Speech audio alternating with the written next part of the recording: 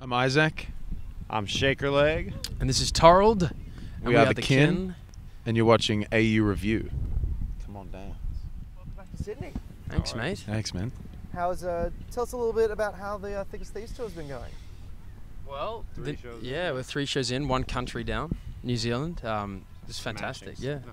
Smashing success. Smashing success. Smashing, yes. You need to. No, it's been fun, and we're excited to start the Australian one.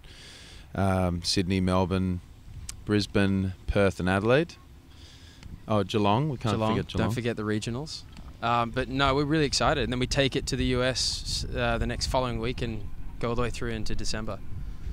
So these are your first shows here since you did the Pink Jaunt last year? Actually, we came back this year and did Coldplay's Australian show. We supported. Of course, that one-off show. Yeah, it was amazing.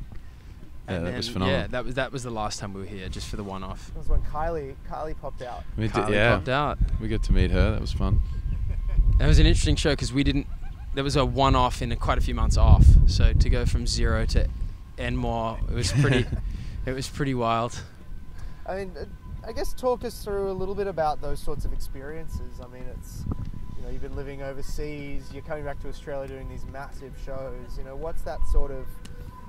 What does that feel like to be playing those sort of shows when you come back?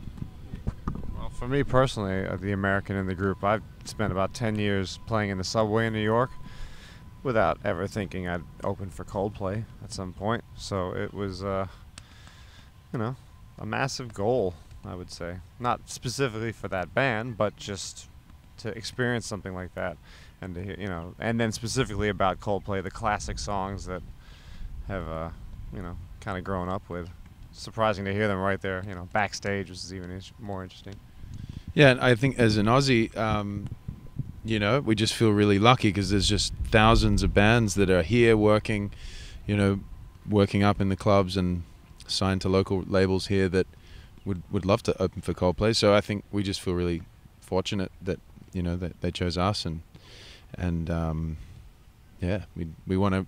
We've been touring regionally to kind of reclaim our Aussie roots and just kind of get back to what it feels like to be from here and play here. And playing Newtown Social Club, for example, I've seen so many shows there growing up here, and it's just awesome. So, but yeah, playing for Coldplay, just to see their crew, how they work. I mean, they've had the same road dogs since they started, and it's a whole other level. It's a big family. It's different to a big pop tour where, I think every time they tour it's a bit different. This one, it's just they know everything about each other, and they were just really nice to us and gave us way too long to sound check. Yeah, we're not really used to sound checking, and one of the main the stage manager was like, so we're thinking, sound check like 3 or 4 songs, and we all just started laughing, thinking he was just joking, but that he was actually being authentic. And we were so put off by it, we played we soundchecked 1 song. We got off as quick as we could. Yeah, but it's funny because we hadn't been touring for those months before the Coldplay show. You can rent amps, you can rehearse, you can do whatever you need to do to be ready for a show, but you can't. Going from 0 to that it does feel like a pitch.